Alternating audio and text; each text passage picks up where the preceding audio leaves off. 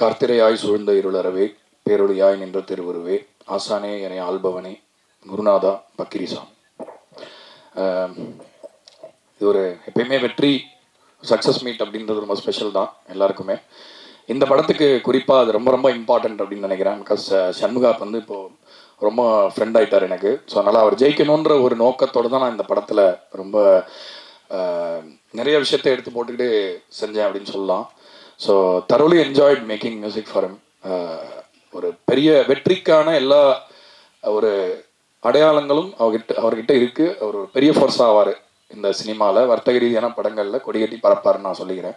ஏன்னா முதல் படத்தில் இந்த மாதிரி ஒரு சப்ஜெக்டை முதல்ல எடுத்து அதை சூஸ் பண்ணி அதை படமாக ஆக்குறது அப்படின்றது பெரிய சேலஞ்ச்.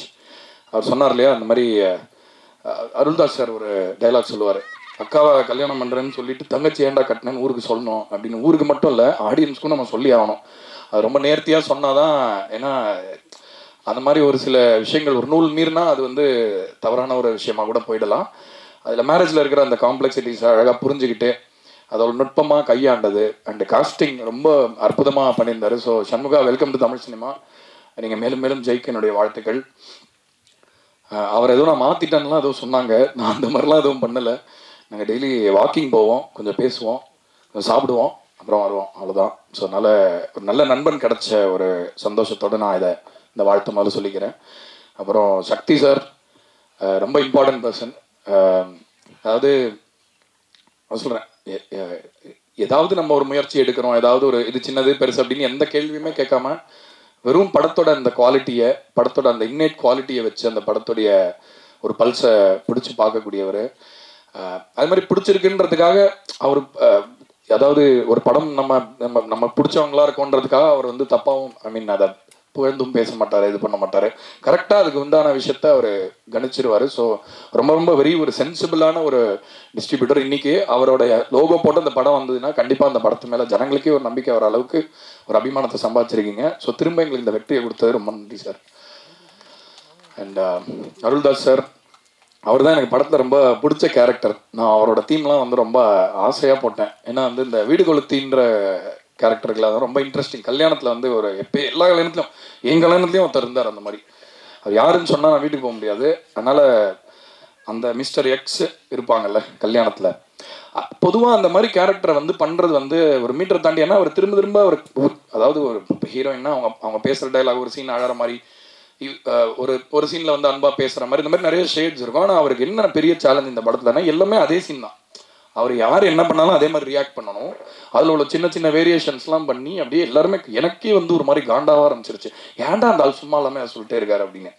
ஸோ அந்த அளவுக்கு அந்த கேரக்டருக்குள்ள எப்பயுமே அந்த ஒரு ஹேட்டை சம்பாதிக்கிற கேரக்டரை பண்ணுறது வந்து ரொம்ப கஷ்டம். ஸோ அது வந்து ஒரு நடிப்பு மட்டும் கிடையாது, சினிமாக்காக மூச்சு விடுற அந்த ஒரு ஆன்மா கிட்ட தான் அந்த மாதிரி ஒரு பர்ஃபார்மன்ஸ் வரும். நீங்கள் அதை கொடுத்துருக்கீங்கன்னு நினைக்கிறேன் சார். ரொம்ப அருமையாக பண்ணியிருந்தீங்க. மோகன்ராஜன் ஐயா, திரும்ப சொல்கிறேன், பட் இருந்தாலும் அவரோட ஒர்க் பண்ணுறதுன்றது, அதாவது எப்படின்னா, நான் வந்து பேட் காப்பு, ஒரு டைரக்டர் வராங்கன்னு வைங்களேன், நான் பேட் காப்பு, ஒரு குட் காப்பு. நான் என்ன பண்ணேன்னா, இன்னும் ஒரு புரியவே ஏங்க இது வந்து ஓகே இல்லைன்னு சொல்கிறாரு அப்படி இப்படின்னு நான் குதிச்சுட்டு இருப்பேன். அப்புறம் அவர் என்ன பண்ணுவார், வாங்க தலைவா ஒரு டீ சாப்பிடுவோம் அப்படின்ட்டு கூப்பிட்டு போவார். அந்த டீ சாப்பிட்ற கேப்பில் டைரக்டர் ஓகே ஆகி வருவார். ஸோ அந்த மாதிரி எதுக்காக சொல்கிறேன்னா, கிண்டலாக சொல்லலை. அதாவது சம்டைம்ஸ் நம்மளுக்கு அந்த ஒரு பெரிய சப்போர்ட் சிஸ்டம், அதாவது ஒரு பாடல், அவர் வந்து என்னோட வரி வந்து நல்லா வந்துடணும் அப்படின்னு யோசிக்கவே மாட்டார், அந்த பாட்டுக்கு அது நல்லா வரணும் அப்படின்னு. அதே மாதிரி நான் வந்து அவர் வரி நல்லா வந்துடணும், அவருக்கு பிடிச்ச வரிகளை அவர் எழுதிடணுமே அப்படின்ற ஒரு இது எனக்குமே இருக்கும். ஸோ அந்த மாதிரி ஒரு ஆர்டிஸ்டிக் ஒரு என்ன சொல்கிறது ரிலேஷன்ஷிப்பில் தான் நாங்கள் இருக்கோம். ஸோ அதனால் இந்த மாதிரி ஒரு என்ன சொல்கிறது கொலாபரேஷன் கிடைக்கிறது கொடுத்து வச்சுருக்கணும். கண்டிப்பாக நாங்கள் தொடர்ந்து தமிழ் சினிமாவில் ரசிகர்களுக்காக கேளிக்கைக்கான பாடல்கள் மட்டும் இல்லை, அவங்க வாழ்க்கையில் என்றைக்காவது சோர்ந்து போனாங்கன்னாலோ இல்லைன்னா ஒரு வாழ்க்கை அவங்கள சோதிக்கிற நேரத்துலையோ எங்கள் பாட்டு கண்டிப்பாக அவங்களுக்கு ஒலிக்க காத்திருக்கோம் அப்படின்றத உறுதிமொழியை நான் எடுத்துக்கிறேங்க. யுவராஜ், அதாவது அவர் முதல்ல வந்து நான் ப்ரொடியூசர்னே நம்பலை. அவ்வளோ ரொம்ப ஹம்பிளாக இருந்தார், ரொம்ப நோ நான்சென்ஸாக இருந்தார். பேசுகிற விஷயம் எல்லாமே என்னென்னா கொஞ்சம் ஃபில்டர் இல்லாமல் பேசிடுவார். ரொம்ப ராவான ஒரு ஆள். So very very sincere producer என்னை பொறுத்த வரைக்கும். ஒரு படத்துக்காக அது ஏதோ டூரிஸ்ட் ஃபேமிலியில் கூட சில விஷயங்கள் வந்து பண்ணோம், அதுக்கப்புறம் வந்து திரும்ப வந்து ஒரு எக்ஸ்ட்ரா மைல் போகலாம் அப்படின்னு ஒரு டைரக்டர் பேசினா பரவாயில்ல, ஒரு வேற யாராவது பேசினா கூட பரவாயில்ல, ஒரு ப்ரொடியூசர் இந்த அளவுக்கு ஒரு கிரியேட்டிவாக ஒரு படத்துக்குள்ளே வந்து இன்வால்வ் ஆனது வந்து ரொம்ப அவருடைய குவாலிட்டி எனக்கு காட்டுச்சு. இது வந்து அவரோட படமே இல்லை ஆக்சுவலாக. அவரே கண்டிப்பாக வம்படியாக வந்திருப்பாருன்னு நினைக்கிறேன். வந்து பேசுவேன் உங்கள் வெற்றியில் அப்படின்னு. சில நண்பர்கள் எப்படின்னா, நண்பர்கள் வளர்ந்தா அவங்களுக்கு பிடிக்காது, அவங்க கெடுத்து விட்டுருணும், ஏதாவது ஜலசி இருக்கும், இல்லைன்னா என்னடா இவனுக்கெல்லாம் நடக்குதே அப்படின்னு கூட சில பேர் நினைக்கலாம். ஆனால் அந்த மாதிரி ஒரு உலகத்தில் வந்து இந்த மாதிரி ஒரு ஃப்ரெண்டு கிடைக்கிறதுக்கு நீங்கள் கொடுத்து வச்சிருக்கணும் சண்முகா. ரொம்ப ஒரு அவங்களோட நட்பை பார்த்து நான் ரொம்ப பொறாமப்பட்டிருக்கேன். ரொம்ப நல்ல ஒரு ஃப்ரெண்ட்ஷிப். இந்த வெற்றி விழாவில் வந்து இவ்வளோ சந்தோஷமாக பேசுகிறாரு அப்படின்றது அவங்க நட்புடைய அழகை காட்டுது. ப்ரொடியூசராக தமிழ் சினிமாக்காக நீங்கள் என்ன மாதிரி விஷயம் வச்சுருக்கீங்கன்றதையும் காட்டுது. யுவராஜ், வாழ்த்துக்கள், ரொம்ப நன்றிங்க வந்ததுக்காக.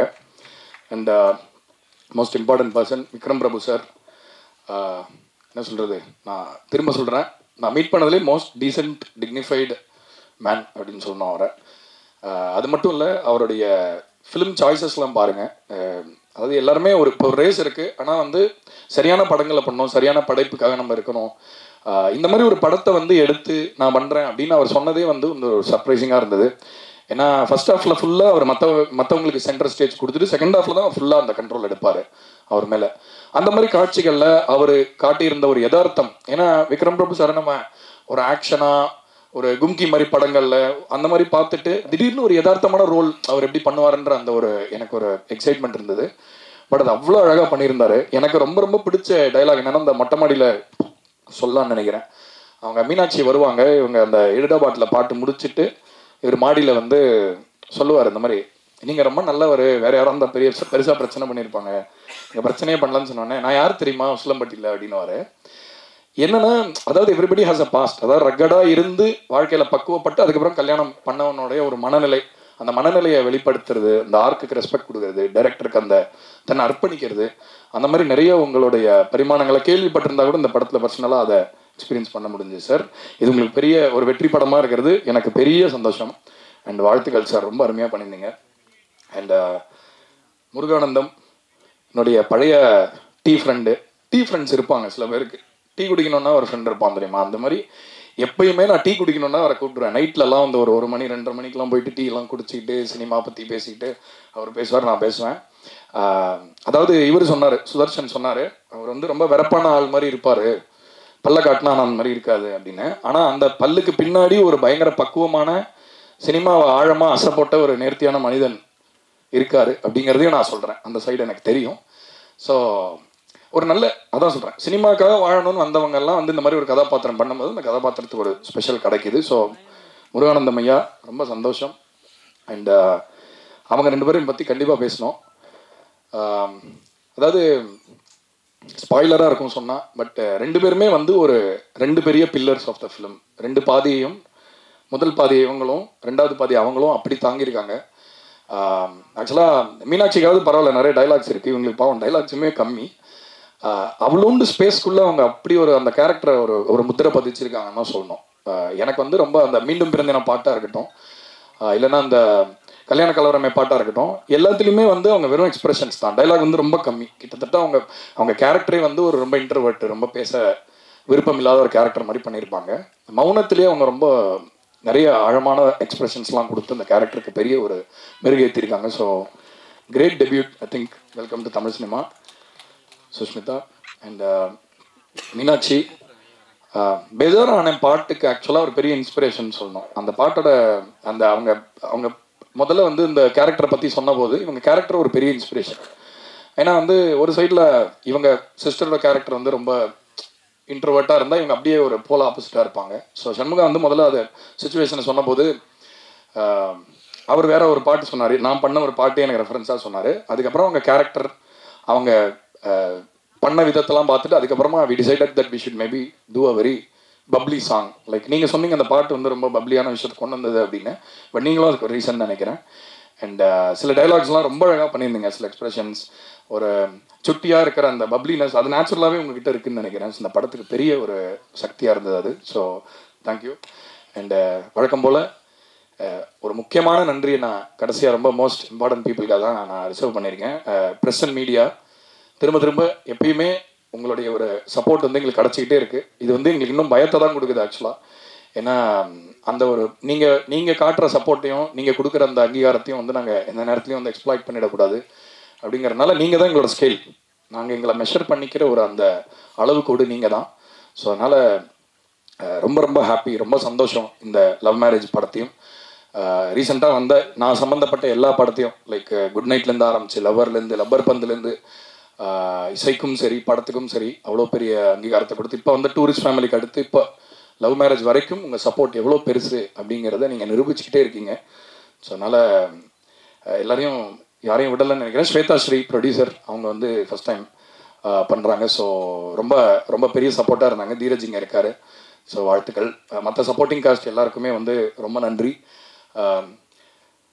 வேறு என்ன சொல்கிறதுன்னு தெரில. வெற்றியோடைய ஒரு மகிழ்ச்சியில் ரொம்ப நெகிழ்ந்து போயிருக்கோம் எல்லாருமே. ஸோ இன்னும் இந்த படம் தொடர்ந்து நிறைய வாரங்கள் ஓடி நிறைய வசூலை நோக்கி நகர்றதுக்கான வேலைகள் போயிட்டுருக்கு. ஸோ அந்த வர வாரங்களை இன்னும் இதை பெரிய வெற்றியாக கொண்டாடுறதுக்காக காத்துக்கிட்டு இருக்கோம். சீக்கிரமாக பார்ட்டி வைங்க. 50 நாள் பார்ட்டி அந்த மாதிரிலாம் ஏதாவது பிளான் பண்ணியிருக்கீங்களா? பட்ஜெட் இருக்குல்ல? அவர் இன்னைக்கு நைட்டு. எனிவே ரொம்ப ரொம்ப நன்றிங்க. ரொம்ப சந்தோஷம். நான் முழு மன நிறைவோடு சொல்கிறேன். ரொம்ப ரொம்ப நன்றி. நிறைய வெற்றிகள் இந்த 2 வருஷமாக கொடுத்துருக்கீங்க. கண்டிப்பாக கடமைப்பட்டிருக்கோம். தொடர்ந்து உங்களை மகிழ்விப்போம். நன்றி.